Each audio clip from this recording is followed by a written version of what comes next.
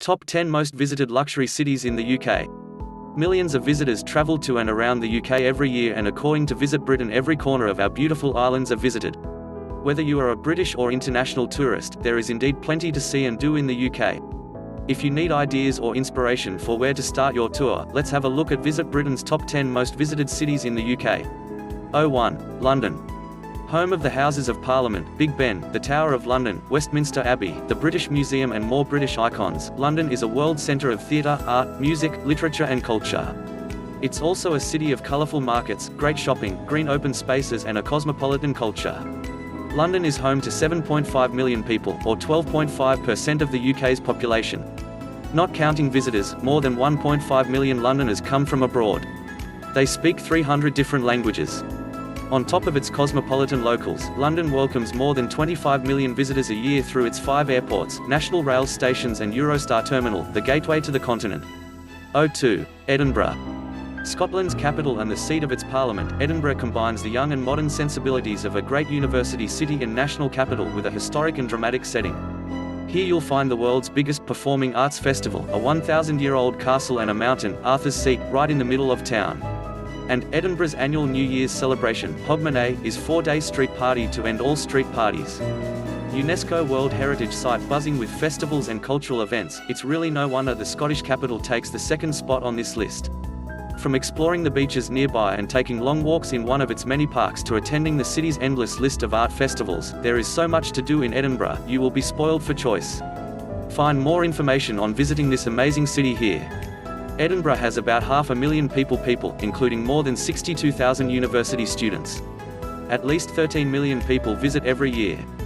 During the main festival month of August, the population of Edinburgh swells by more than 1 million, making it, temporarily, the UK's second largest city. 3. Manchester. Manchester is often called the first modern city. In the 18th century, this northwestern city, 30 miles from Liverpool, was the cotton-making capital of the world and one of the breeding grounds of the Industrial Revolution. Its entrepreneurs and industrial tycoons endowed it with museums, galleries, theatres and libraries as well as outstanding civic architecture.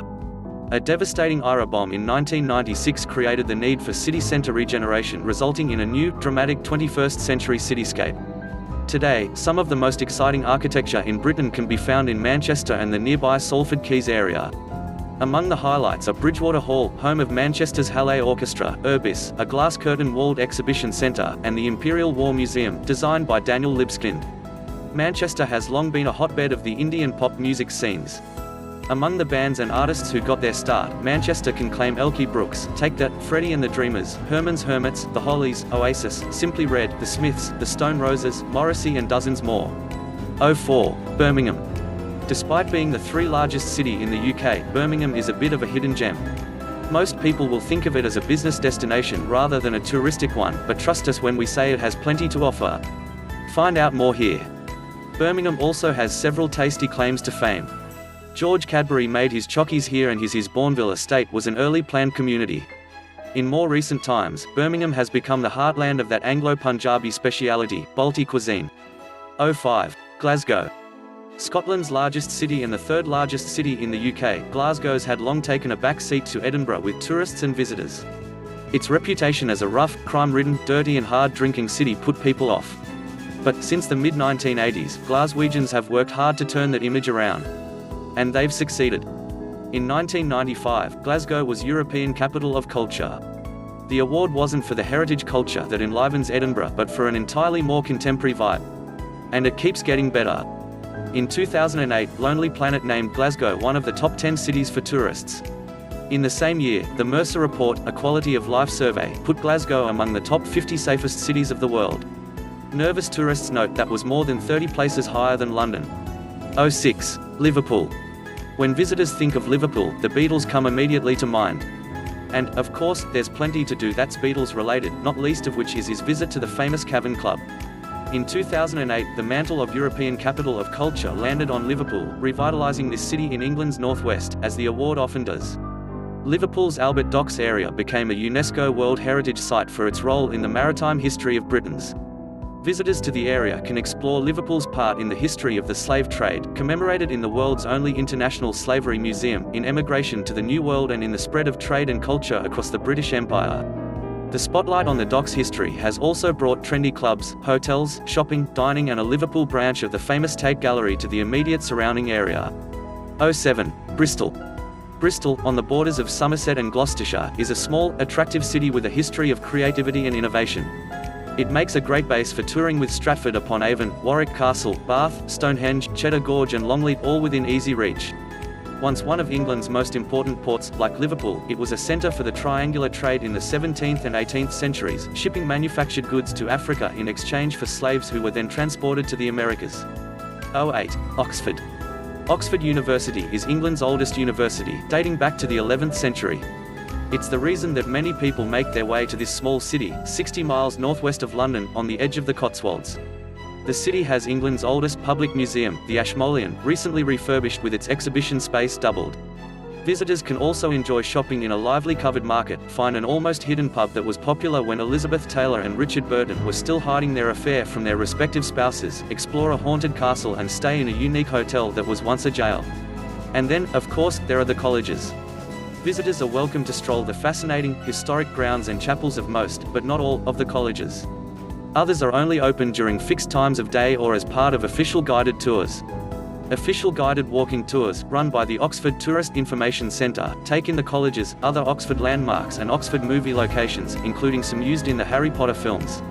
09. Cambridge. Cambridge, like Oxford its traditional rival, grew out of an association of scholars who settled in one place and founded the colleges. According to tradition, Cambridge, Britain's second oldest university, was founded in 1209 when a group of scholars fled Oxford after a disagreement with local townspeople. Smaller and less urban than Oxford, Cambridge is, nevertheless, a lively place full of fascinating museums and galleries, theatres, and improving restaurant scene and pubs. The colleges themselves, which together have produced more Nobel Prize winners than any university in the world, are masterpieces of medieval, Tudor and Jacobean architecture.